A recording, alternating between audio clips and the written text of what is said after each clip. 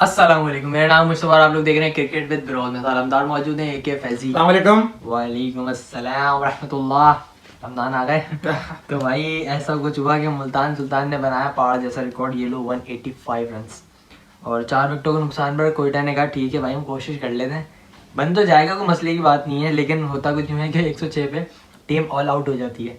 तो ये क्या हुआ, क्यों हुआ, कैसे हुआ, ज़रा बताइएगा कि कोयटा ने क्या किया ही है। जी मतलब देखें, क्वालिफाइड करने का टीम है, क्वालिफाइंग जी आज बहुत बड़ा मैच था। बिल्कुल ऐसा ही है। सॉरी, अगर आप देखें तो किसी नौयत से कि कोई ना कोई बाहर हो रहा था इस मैच में, ना कोई इन हो रहा था, बिल्कुल ऐसे ही ना है। किसी के हारने से किसी और को फर्क पड़ रहा था ना।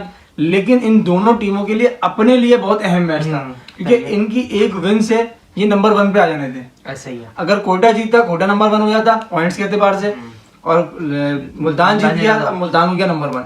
नंबर 1 होने में फायदा क्या होता है, नंबर 1 और नंबर 2 होते हैं तो आपको एक मौका मिलता है कि अगर आप पहले क्वालिफायर मैच के अंदर अगर हारते हैं इन केस, तो आपको फिर एक और चांस मिलता है एलिमिनेशन खेलने का।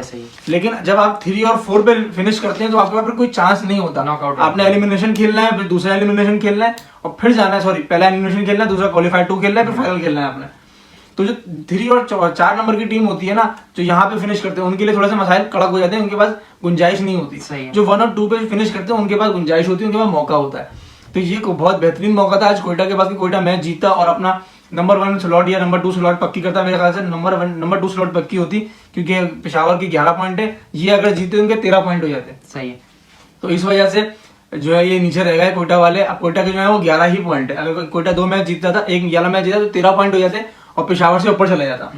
लेकिन जैसे जीत नहीं सका तो 11 ही पॉइंट रहे, तो 14 पॉइंट वो लेके अपना 13 पॉइंट लेके वो चली गई है पहले नंबर पे मुल्तान सुल्तान, जिसके बाद दूसरे नंबर पे पेशावर ज़ल्मी है, उसके बाद तीसरे नंबर पे इस्लामाबाद यूनाइटेड है, उसके बाद कोयटा ग्लैडिएटर्स है।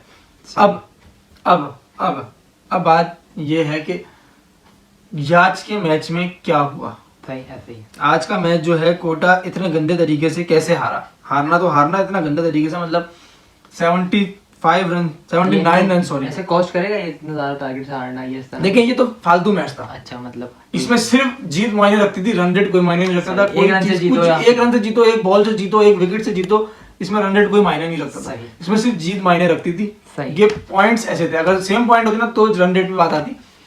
तो अब यहाँ पे हुआ ये, देखिए मैं आपको पहले भी कहता हुआ आ रहा हूँ कि कोयटा का जो मसला है वो बैटिंग का इशू आ रहा है। इनकी बैटिंग कोलैप्स करती है तो लग जाते हैं लसन, एक आउट होता है पीछे पीछे पीछे पीछे पीछे सारे आउट होते चले जाते हैं। आज भी ऐसी हुआ, जैसन रॉय आउट हुआ, उसके बाद एक सऊद शकील अच्छी इनिंग खेल रहे थे, बेहतरीन फॉर्म में नजर आ रहे थे, छक्के भी मारे उन्होंने, एक चौका मारा, एक क्लास का छक्का मारा मोहम्मद अली को, अच्छी फॉर्म में नजर आ रहे थे। सडनली एज लगता है, बॉल लगती है पाँव पे और बॉल चली जाती है पीछे की साइड पे, वो बॉल देखते नहीं, भाग जाते हैं, सही वो हो जाते हैं रन आउट। यहाँ से कोयटा मैच हार गया। वो आउट हुए, कप्तान उनके वैसे ही कुछ नहीं कर रहे, वही शान मसूद वाला कहाँ हरकतें कर रहे हैं, वो जरूरत है नहीं मारने की, मारे जा रहे हैं, आ रहे हैं और मार रहे हैं और आउट हो रहे हैं, कुछ नहीं कर रहे, सिर्फ आउट हो रहे हैं। उसके बाद उमैर बिन यूसुफ को आज प्रमोट किया गया और जो है ख्वाजा नाफी को जो है वो डी प्रमोट किया गया, उनको नीचे लाया गया 5वें नंबर पे, सॉरी 6ठे नंबर पे, और उमैर बिन यूसुफ को 4थे नंबर पे खिलाया गया। उमैर बिन यूसुफ ने तो परफॉर्म करके दिखा दिया वहाँ पे, लेकिन ख्वाजा को पता नहीं क्या हो गया, एक ही मैच चले उसके बाद अभी तक के चल नहीं पा रहे। लेकिन कोयटा को भी मालूम है और हमें भी ये बात मालूम है, वो चला तो वो फिर मैच जिताएगा आपको। सही, तो वो ऐसी एबिलिटी रखता है, इसीलिए उनके पास कोई फिनिशर भी नहीं है, इसीलिए वो उसको कैरी कर रहे हैं।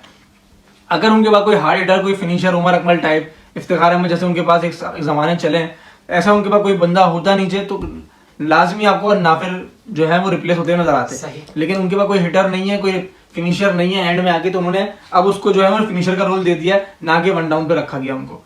अब जो है नेक्स्ट मरहला ये है कि भाई अब है क्वालिफायर। कल का गैप है, यानी कि वेडनेसडे का, थर्सडे, फ्राइडे, सैटरडे, 3 दिन लगातार मैच होंगे। एक दिन क्वालिफायर होगा, एक दिन एलिमिनेशन होगा, फिर एक दिन क्वालिफायर होगा। तो पहला क्वालिफायर जो है वो तो जाहिर सी बात है मुल्तान और पेशावर के दरमियान होगा, और दूसरा मैच जो है वो इस्लामाबाद और कोयटा ग्लैडिएटर्स, मतलब उसके अगले दिन फ्राइडे को।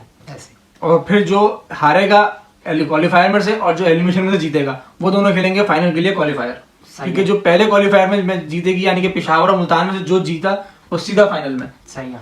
जो हारा उसके बाद एक चांस होगा, वो कोयटा और इस्लामाबाद से जीती, जो जीतेगा उन दोनों मैच में वो उससे खेलेगा। सही जी। तो अब यहाँ पे जो चांसेस नजर आ रहे हैं मेरे हिसाब से, मुझे तो तकरीबन, मैंने ये इनसे भी बात करी थी, इनको भी कहा था कि आप देख लेगा कि पेशावर ये जीतेगा, और मेरा अभी भी इसी पे स्टांस है कि ये जो PSL 9 है तो ये पेशावर का ही है। अगर आपको कुछ लगता है तो आप बता दें। नहीं पेशावर ही है मुझे, आपको भी पेशावर लगता है? लग रहा है, बिल्कुल ऐसा ही है। सही है जी। अब थोड़ा सा बात कर लेते हैं, या तो हो गई आज की परफॉर्मेंस, सही है, आगे का भी मैच देखेंगे हम। अब हमें ये बात करनी है आपसे कि हम जो चाहते हैं कि अब कोटा को जो है ना, जो मसले आ रहे हैं और जो इस्लामाबाद को मसले आ रहे हैं, दोनों का सेम मसला है, दोनों का सेम मसला है। दोनों की बॉलिंग बेहतरीन है, दोनों के पास, कोटा के पास स्पिनर अटैक कड़क है, पेशावर के और इस्लामाबाद के पास बॉलिंग, फास्ट बॉलिंग अटैक अच्छा है। तो दोनों के पास कुछ ना कुछ बॉलिंग के अंदर है मवाद, लेकिन बैटिंग में नाम है। ऐसा नहीं है कि अगर आप नाम उठा के देखो तो आपको खाली पर्चा नजर आएगा, आपको नाम दिखेंगे बड़े बड़े, लेकिन परफॉर्मेंस नहीं मिल रही है। तो दोनों टीमें का मजे का मुकाबला होगा, देखने वाला मुकाबला होगा, क्योंकि जो जीता वो अपनी बेहतरीन परफॉर्मेंस से जीतेगा, क्योंकि दोनों के पास बैटिंग बहुत टाइट है। जो उस दिन अच्छा खेलेगा वो जीतेगा। सही। अगर आप इस्लामाबाद को उठा लें, हेल्स हैं, मुनरो हैं, शदाब की परफॉर्मेंस टाइट चल रही है, सलमान अली आगा ने आउटस्टैंडिंग परफॉर्मेंस दिखाई है, इमाद वसीम, आजम खान, फहीम अशरफ दोबारा फॉर्म में आ गए। अचानक ही पता नहीं क्या हुआ है उनको, राणा साहब को 8 मैचों में हग रहे थे, 9वें मैच में आके उन्होंने दिखाई है अपनी बैटिंग, 10वें मैच में भी उन्होंने ऐसी बैटिंग दिखाई है। तो भाई कोयटा की तरफ आ जाए तो कोयटा की तरफ सऊ शकील बड़े फॉर्म में चल रहे हैं। जैसन रॉय ऐसा बंदा है जो 100-150 रन खड़े खड़े बना देता है। रॉसो ऐसे बंदे की अच्छी खासी परफॉर्मेंस है PSL के अंदर, सेंचुरीज है PSL के अंदर। फिर नाफे नया टैलेंट अच्छा नजर आ रहा है, उमैर बिन यूसुफ, यानी कि दोनों के पास नाम है, चल नहीं पा रहे। अब वो दिन या तो एलिमिनेशन का दिन ही होगा जिस दिन कोई पार लगा देगा। और पेशावर की तो क्या बात करें, बाबर आजम, साइम अय्यूब, हारिस, हसीबुल्ला, TKC, रोहमन पवल सभी चल रहे हैं। आमिर जमाल, बॉलिंग में आ जाओ तो सलमान इरशाद, नवीन उल हक, लुक वुड तो कमाल कर रहे हैं। तो मतलब पेशावर के पास तो फुल पैकेज है, मुल्तान के पास भी फुल पैकेज है, कराची के अंदर मैच है, कराची के अंदर मैच है। सबसे बड़ी बात यही है कि यहाँ पे जो फायदा होता है ना वो होता है स्पिनर्स को, और स्पिनर मुल्तान के पास कड़क चल रहा है। अच्छा, मतलब उसामा मीर, फिर उनके पास एक खुशदिल शाह भी दे देते हैं ऑप्शन, एक हैंड से, दूसरे हैंड से इफ्तिखार भी थोड़ी बहुत बॉलिंग कर जाते हैं। तो उनके पास ऑप्शंस हैं। इसी तरीके से अगर बाबर आजम ने क्या किया है, बाबर आजम ने देखा कि भाई मुझे आगे स्पिनर की जरूरत पड़ेगी, उन्होंने फटाफट अपना जो इमर्जिंग टैलेंट था, यानी कि जिसकी मैं बात कर रहा हूँ उसका नाम है मेहरान मुमताज, यंगस्टर बच्चा है, पीछे बैठा हुआ था। बाबर ने फटाफट इसको लाकर लेके आओ, इसको मुझे आगे जरूरत पड़ेगी इसकी। उसने उन कंडीशन में परफॉर्म करते जो उसके लिए परफेक्ट भी नहीं करती थी, परफेक्ट भी नहीं थी। अब आप सोचें जब वो इस कंडीशन में आएगा तो वो क्या रेड मारेगा, आउट क्लास बॉलिंग होगी। तो पेशावर के पास जो है ना वो थोड़ा सा स्पिन बॉलिंग का थोड़ा इशू आएगा, लेकिन साइम अय्यूब अच्छा करके दे रहे हैं तो होपफुली साइम अय्यूब कुछ कर जाएंगे। तो उम्मीद यही है कि ये पेशावर का ही है PSL, जहां तक कि हमें नजर आ रहा है। मुल्तान का भी थोड़ा बहुत है, लेकिन मुल्तान जो है ना वो कुछ टाइम पे ऐसे आके चूक कर रही है, लेकिन पेशावर की तरफ से कुछ ऐसा नजर नहीं आ रहा।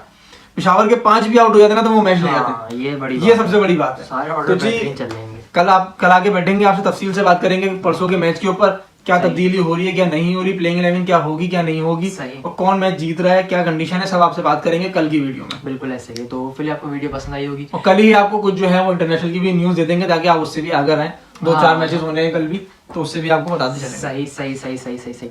ओके, तो आपको वीडियो पसंद आई तो video like share subscribe must कीजिएगा, अपना ख्याल रखिएगा, अपने गिरदों वाले लोगों का ख्याल रखिएगा। हमें दीजिए इजाजत, अल्लाह हाफिज़।